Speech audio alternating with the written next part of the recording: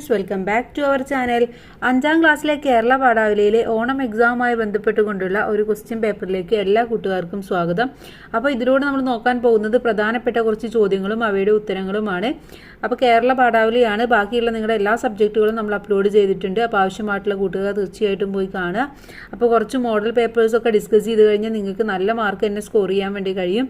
അപ്പോൾ നമുക്ക് നേരെ ഈ ക്വസ്റ്റ്യൻ പേപ്പറിലേക്ക് കടക്കാം. ഒന്നാമത്തേത് വായിക്കാം എഴുതാം എന്ന പ്രവർത്തനമാണ്. കവിത വായിച്ച് ശരി ഉത്തരം ബ്രാക്കറ്റിൽ നിന്നും കണ്ടെത്തി എഴുതുക എന്നുള്ളതാണ്. അപ്പോൾ ഇവിടെ ഒരു കവിതയുടെ ഭാഗം തന്നിട്ടുണ്ട്. പുതുമണമിളകുന്ന പൂക്കളേന്തി പൂവലിജാലം നിരന്നു നിൽപ്പു മുദിത്തരായി മധുവുണ്ണ മളി നിരകൾ മൂളിപ്പാട്ടോരുന്ന പാടിടുന്നു തളിർവലി തലയാട്ടി രസിച്ചിടുമ്പോൾ താളം പിടിക്കുന്നിളം തെന്നലും കളകളമൊഴികളാൽ കിളി നിരകൾ കാലെ കടലിനഴകൾ ചേർപ്പുഴ വിരിന്നൊളിച്ചിന്നും ശലഭജാലം മാമരത്തോപ്പിൽ പറന്നിയിടുന്നു. ഇടപ്പള്ളിയുടെ ഒരു കുഞ്ഞു കവിതാഭാഗമാണ് ഇവിടെ തന്നിട്ടുള്ളത്. ഇനി ഇതിലെ ചോദ്യം നോക്കൂ. ആളിപ്പാട്ടു പാടുന്നതാര്? ആരായിരുന്നു? കിളികളാണോ, അളിനിരകളാണോ, പൂമ്പാറ്റകളാണോ, തുമ്പികളാണോ? ആരായിരുന്നു? അള്ളിനിരകളാണ്. ഓക്കെ.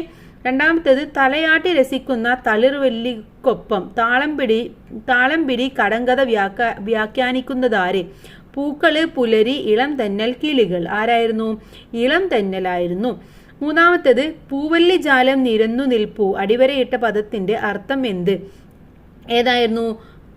പൂവല്ലി ജാലം എന്നുള്ളതാണ്. അതിൽ നിറം, കൂട്ടം, സൗന്ദര്യം. ഏതാണ് ഉത്തരം? കൂട്ടം ആണ്. ഓക്കെ. ഇനി രണ്ടാമത്തെ പ്രവർത്തനത്തിലേക്ക് കടക്കൂ. കുറിപ്പാണ്.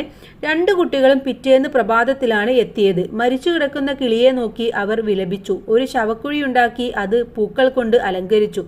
ഒരു ചുവന്ന പെട്ടിയിൽ പക്ഷിയുടെ ശരീരം വെച്ച് ശവസംസ്കാരം നടത്തി. പുൽത്തട്ട് ഡെയ്സി ചെടിയോടൊപ്പം അവർ നിരത്തിലേക്ക് വലിച്ചെറിഞ്ഞു. ഡെയ്സി ചെടിയിലെ കുറച്ച് കാര്യങ്ങളാണ് തന്നിട്ടുള്ളത്. ചോദ്യം. ആരാലും ശ്രദ്ധിക്കപ്പെടാതെ പോയ ആ ഡെയ്സി ചെടിയുടെ ചിന്തകൾ എന്തൊക്കെയാകും? കുറിപ്പായി എഴുതാനാണ് പറഞ്ഞിട്ടുള്ളത്. അപ്പോൾ എന്തൊക്കെയാവും ചിന്തകള്? എത്രമാത്രം പ്രതീക്ഷയോടെയാണ് ഞാൻ ഈ ഭൂമിയിലേക്ക് വന്നത്. പൂന്തോട്ടത്തിനരികിൽ നിന്ന് എന്നെ മറ്റു പൂക്കൾ ആരും ശ്രദ്ധിച്ചില്ല. ആരും ശ്രദ്ധിക്കാത്തത് കൊണ്ടും നല്ല നിറമില്ലാത്തത് കൊണ്ടും എനിക്ക് സങ്കടം തോന്നിയിരുന്നു. എന്നാൽ ഒരു വാനമ്പാടി എൻ അരികിൽ വന്ന് പാട്ടുപാടി എനിക്ക് ചുറ്റും നൃത്തം ചെയ്തപ്പോഴാണ് ആ സങ്കടം മാറിയത്. പക്ഷേ എൻ്റെ സന്തോഷം അധിക നേരം നീണ്ടു നിന്നില്ല. 2 കുട്ടികൾ ആ വാനമ്പാടിയെ പിടിച്ചു കൂട്ടിലടച്ചു. അതിനെ സന്തോഷിപ്പിക്കാൻ എന്നെയും മണ്ണോട് എടുത്തുകൊണ്ടുപോയി. അവർ ഞങ്ങൾക്ക് 2 പേർക്കും വെള്ളം തന്നില്ല. പാവം വാനമ്പാടിയെ കണ്ട് കരഞ്ഞു. എന്നെ എടുത്ത് അവരെ ദൂരേക്ക് എറിഞ്ഞു. എൻ്റെ ഈ ഭൂമിയിലെ ജീവിതം അവസാനിച്ചതായി എനിക്ക് തോന്നി. അപ്പോൾ ഇതായിരുന്നു നമ്മുടെ ഡെയ്സി ചെടിക്ക് തോന്നിയിട്ടുണ്ടായിരുന്നത്. കാരണം ഡെയ്സി ചെടി ഏറ്റവും സന്തോഷിച്ചത് അവർ പാട്ട് പാടിയപ്പോഴായിരുന്നു. പക്ഷെ അത് അധിക നേരം ആ സന്തോഷം നീണ്ടു നിന്നില്ല. അപ്പോൾ ആ പക്ഷിയെ കൂട്ടിലടക്കുകയാണ് ചെയ്യുന്നത് അല്ലേ. ഇനി അടുത്തത് ഇതിലെ ബി ചോദ്യം നോക്കൂ.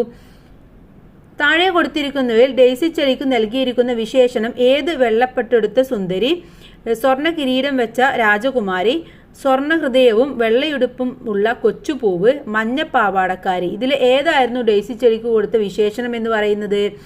സ്വർണ്ണ ഹൃദയവും വെള്ളയുടുപ്പും ഉള്ള കൊച്ചുപൂവ് എന്നതായിരുന്നു ഡെയ്സി ചെടിക്ക് കൊടുത്ത വിശേഷണം എന്ന് പറയുന്നത്. ഇനി പ്രവർത്തനം 3 കടങ്കഥ വ്യാഖ്യാനിക്കുക. താഴെ കൊടുത്തിരിക്കുന്ന കടങ്കഥ വായിച്ച് ഉത്തരം കണ്ടെത്തുക. കടങ്കഥ വ്യാഖ്യാനിച്ച് കുറിപ്പ് തയ്യാറാക്കൂ. കണ്ടം കണ്ടിക്കും തുണ്ടം പോലും തിന്നില്ല. താഴെ ഇതാണ് നമ്മൾ എന്ത് ചെയ്യേണ്ടത്? ഇതിനെക്കുറിച്ച് വ്യാഖ്യാനിച്ച് ഒരു കുറിപ്പാണ് നമ്മൾ എഴുതേണ്ടത്. തന്നിട്ടുള്ള കടങ്കഥ എന്ന് പറയുന്നത് കണ്ടം കണ്ടിക്കും തുണ്ടം പോലും തിന്നില്ല എന്നുള്ളതാണ്. എന്താണ് ഇതിന്റെ ആൻസർ എന്ന് പറയുന്നത്? കത്രികയാണ് അല്ലെ. ഇതെന്താ സാധനം? കത്രികയാണ്. തുണിയും മറ്റും മുറിക്കാൻ ഉപയോഗിക്കുന്ന ഉപകരണമാണ് കത്രിക. മുറിക്കുന്നതല്ലാതെ തിന്നാൻ അതിനു കഴിയില്ല. ഈ അർത്ഥത്തിലാണ് കണ്ടം കണ്ടിക്കും എന്നാൽ തിന്നാൻ കഴിയില്ല എന്ന് കടങ്കഥയിൽ പറഞ്ഞിരിക്കുന്നത്. അപ്പോൾ ഇത്തരത്തിൽ കടങ്കഥ തന്നിട്ട് നിങ്ങളോട് വ്യാഖ്യാനിക്കാൻ പറയാൻ ക്വസ്റ്റ്യൻ പേപ്പറിൽ ചാൻസ് ഉണ്ട്. അപ്പോൾ നിങ്ങൾ കടങ്കഥകളൊക്കെ അത്യാവശ്യം ഫെമിലിയർ ആയ കുറച്ച് കടങ്കഥകളൊക്കെ പഠിച്ചു വെക്കുക. എന്തുകൊണ്ടാണ് അതിന് ആ ഒരു ഉത്തരം കിട്ടാൻ എന്നും കൂടെ നിങ്ങൾ പഠിച്ചു വെക്കണം. ഇതിലെ ബി ചോദ്യം നോക്കൂ. താഴെ കൊടുത്തിരിക്കുന്നവയിൽ കിണറ് എന്ന് ഉത്തരം വരാത്ത കടങ്കഥ ഏത്? മുറ്റത്തെ ചെപ്പിനടപ്പില്ല. അത് കിണറാണ്. വെള്ളമില്ല കടലിൽ ആളില്ല തോണി. അടിയില്ലാത്ത പട്ടി. നദാന വന്നാലും എടുത്തു മാറ്റാൻ പറ്റാത്ത വട്ടച്ചെമ്പ്. ഇതിൽ ഏതാണ് ശരിയായിട്ടുള്ളത്? കിണറി എന്ന് ഉത്തരം വരാത്തത് വെള്ളമില്ല കടലിൽ ആളില്ല തോണി എന്നുള്ളതാണ്. ബി ആണ്. വെള്ളമില്ല കടലിൽ ആളില്ല തോണി. ഇനി ഇതിലെ പ്രവർത്തനം 4 അനുഭവക്കുറിപ്പാണ്. പൂക്കൾ എത്രയോ പൂക്കളീ ഭൂമിതൻ മക്കളായി ഇറക്കുന്നു നിത്യവും. നിങ്ങൾ വട്ടുനളർത്തിയ ചെടികളിലും ഇതുപോലെ പൂക്കളും കായകളും വിരിഞ്ഞിട്ടുണ്ടാകുമല്ലോ. നിങ്ങളുടെ അനുഭവം കുറിപ്പായി എഴുതാനാണ് പറഞ്ഞിട്ടുള്ളത്. അപ്പം നിങ്ങളും ഇതുപോലെ ചെറിയ ചെടികളൊക്കെ നട്ടി വളർത്തിയിട്ടുണ്ടാകും. അപ്പം അതിലും ഇതുപോലെ പൂക്കളും കായകളൊക്കെ വരുമ്പോൾ നിങ്ങൾക്ക് ഒരുപാട് സന്തോഷം തോന്നും അല്ലേ. അപ്പം ആ സന്തോഷത്തിൻ്റെ അനുഭവമാണ് നിങ്ങൾ അനുഭവക്കുറിപ്പായിട്ട് എഴുതേണ്ടത്. അപ്പം എങ്ങനെ എഴുതാം? വീട്ടുമുറ്റത്തും സ്കൂളിലും പൂന്തോട്ടം ഉണ്ടാക്കാനും വീട്ടിൽ പച്ചക്കറി തോട്ടം ഉണ്ടാക്കാനും ഞാനും കൂടാറുണ്ട്. ഞാൻ നട്ട ചെടികളിൽ പുതിയതായി ഓരോ ഇല വരുമ്പോഴും ഞാൻ സന്തോഷിച്ചിരുന്നു. ചെടിക്ക് ചെറിയൊരു വാട്ടമുണ്ടായാൽ എൻ്റെ മനസ്സ് വേദനിക്കുമായിരുന്നു. ഞാൻ നട്ട വെണ്ടയിൽ ആദ്യമായി ഒരു കുഞ്ഞുപൂ വിരിഞ്ഞപ്പോഴുണ്ടായ സന്തോഷം പറഞ്ഞറിയിക്കാനാവില്ല. ഞാൻ വളർത്തിയ വെണ്ടയിലും വഴുതനയിലും ഉണ്ടായ കായ്ക്കൾ കൊണ്ടുണ്ടാക്കിയ കറികൾ കാട്ടിയപ്പോഴും എനിക്കുണ്ടായ സന്തോഷത്തിന് അതിലുണ്ടായിരുന്നില്ല. അപ്പം ഇത്തരത്തിൽ നിങ്ങൾ നിങ്ങളുടെ ഒരു അനുഭവമാണ് അവിടെ എഴുതേണ്ടത്. ഇനി ഇതിലെ ബി ചോദ്യം, തുമയേറിടും വാടാമലരുകൾ അടിവരയിട്ട പദത്തിനു പകരമായി എഴുതാവുന്ന വാക്ക് ഏത്? നിറം, മാല, ആകാശം, ഭൂമി. ഏതായിരുന്നു? ഭംഗി എന്നുള്ളതാണ്. അഥവാ അടിവരയിട്ട പദം എന്ന് പറയുന്നത് തുമയേറിടും എന്നുള്ളതാണ്. തുമ എന്ന് പറഞ്ഞാൽ ഭംഗി എന്നാണ് അർത്ഥമാക്കുന്നത്. ഇനി അടുത്തത്, ഇതിലെ അടുത്ത പ്രവർത്തനമാണ്. ഒരു വാർത്തയാണ് തന്നിട്ടുള്ളത്. കടുത്ത ചൂടിനും കുടിവെള്ളക്ഷാമത്തിനും അറുതി വരുത്തിക്കൊണ്ടാണ് പുതുമഴ എത്തുന്നത്. വേനൽക്കാലത്ത് പുതുമഴ എത്തിയത് ഒരു വാരാന്തമായി അവതരിപ്പിക്കൂ എന്നാണ് പറഞ്ഞിട്ടുള്ളത്. അപ്പം നമുക്കറിയാം, വേനൽക്കാലം എന്ന് പറയുന്നത് കടുത്ത ചൂടും കുടിവെള്ളവും എല്ലാം നല്ല ചൂട് അല്ലേ എല്ലാം നേരിടുന്ന ഒരു സമയമാണ് നമ്മുടെ വേനൽക്കാലം എന്ന് പറയുന്നത്. ആ സമയത്താണ് നമുക്ക് പ്രതീക്ഷയുടെ പ്രതിനീളമായ പുതുമഴ വരുന്നത്. അപ്പോൾ അതിനെ ഒരു വാർത്തയായിട്ട് അവതരിപ്പിക്കുകയാണ് വേണ്ടത്. അപ്പോൾ എങ്ങനെ എഴുതാം? ഭൂമിയെ തണുപ്പിച്ച് കുളിർ മഴയെത്തി. കോട്ടയം, കടുത്ത വേനൽ ചൂടിൽ വലഞ്ഞിരുന്ന ജില്ലയ്ക്ക് ആശ്വാസമായി വേനൽ മഴ പെയ്തു. ഇന്നലെ ഉച്ച കഴിഞ്ഞ് മൂടിക്കെട്ടിയ ആകാശം 5 മണിയോടെ പെയ്തിറങ്ങുകയായിരുന്നു. വേനൽ മഴയ്ക്ക് പകിട്ടേകാൻ പതിവ് പോലെ ഇടിയും മിന്നലും കാറ്റും ഒപ്പമുണ്ടായിരുന്നു. കാര്യമായ നാശനഷ്ടങ്ങളൊന്നും ഉണ്ടായില്ല. കുടിവെള്ളക്ഷാമത്താൽ വലഞ്ഞിരുന്നവർക്ക് ഈ മഴ അനുഗ്രഹമായി. ഓക്കെ, അവിടെ സ്പെല്ലിംഗ് മിസ്റ്റേക്ക് ഉണ്ട്. ഈ മഴ അനുഗ്രഹമായി എന്നാണ് വേണ്ടത്.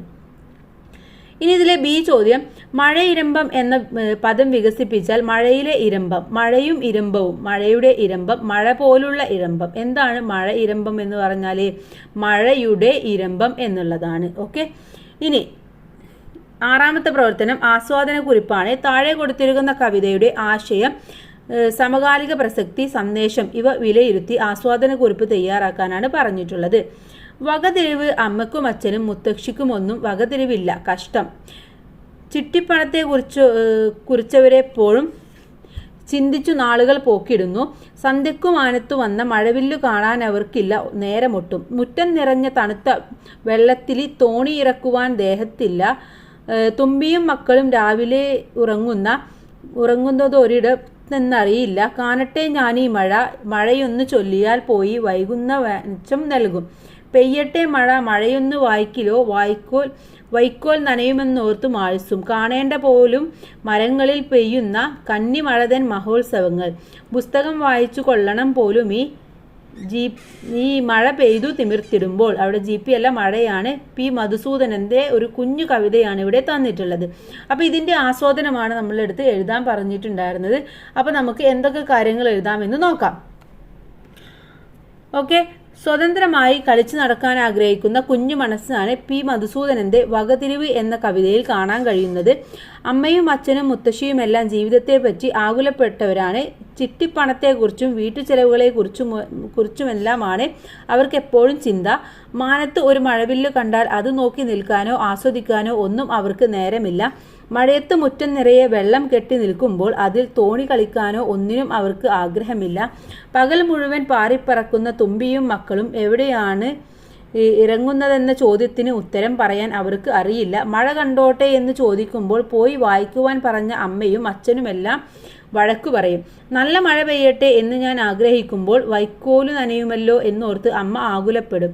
മഴ നിന്നു കഴിയുമ്പോൾ മരങ്ങളിൽ നിന്നും പെയ്യുന്ന വെള്ളത്തുള്ളികൾ കാണാൻ അവർ ആർക്കും ഇഷ്ടമല്ല. അപ്പോഴെല്ലാം പുസ്തകം വായിച്ചു കൊള്ളാൻ പറഞ്ഞ് ഓടിച്ചു വിടും. മഴ ഇങ്ങനെ തകർത്തു പെയ്യുമ്പോൾ തന്നോട് പഠിക്കാൻ പറയുന്ന അവർക്കാർക്കും വകതിരിവില്ല എന്നാണ് കുട്ടിയുടെ കണ്ടെത്തൽ. പ്രകൃതി ഭാവങ്ങളെ ആസ്വദിക്കാതെ ആകുലപ്പെട്ട് നടക്കുന്ന മനുഷ്യർക്കുള്ള മറുപടി കൂടിയാണ് ഈ കവിത. അപ്പോൾ ഈ കവിതയിൽ നമുക്കിതുപോലെ കവിത തന്നിട്ടുണ്ടെങ്കിൽ ആ കവിതയിലെ ആശയം എന്താണെന്ന് നിങ്ങൾ വായിച്ചു മനസ്സിലാക്കുക. അതിനുശേഷം ആ കവിതയെ കുറിച്ചിട്ട് എഴുതുക. അത് എഴുതിയത് ആരാണോ എന്നും അതുപോലെ കവിതയുടെ പേരെന്താണ് എന്നൊക്കെ നിങ്ങൾ എഴുതി ചേർക്കുന്നത് നന്നായിരിക്കും. അതുപോലെ കവിതയുടെ ആശയവും നിങ്ങളുടെ ഒരു അഭിപ്രായവും കൂടെ നിങ്ങൾക്ക് എഴുതാം. അപ്പോൾ ഇത്രയുമാണ് ഈ ഒരു ക്വസ്റ്റ്യൻ പേപ്പർ എന്ന് പറയുന്നത്. അപ്പോൾ നമ്മൾ ഇതിലെ എല്ലാ ക്വസ്റ്റ്യൻസും അവയുടെ ആൻസേഴ്സും ഡിസ്കസ് ചെയ്തു. അതുപോലെ ഇനി ഇതിൻ്റെ ബാക്കി ആക്ടിവിറ്റീസും അല്ലെങ്കിൽ കുറച്ചും കൂടെ ഇമ്പോർട്ടൻ്റ് ആയിട്ടുള്ള ക്വസ്റ്റ്യൻസും നമുക്ക് എക്സാം ആകുമ്പോഴേക്കും അപ്ലോഡ് ചെയ്യുന്നുണ്ട്. അപ്പോൾ എല്ലാ കൂട്ടുകാർക്കും താങ്ക് യു. എല്ലാവർക്കും നല്ല മാർക്ക് തന്നെ സ്കോർ ചെയ്യാൻ കഴിയട്ടെ. Thanks for watching.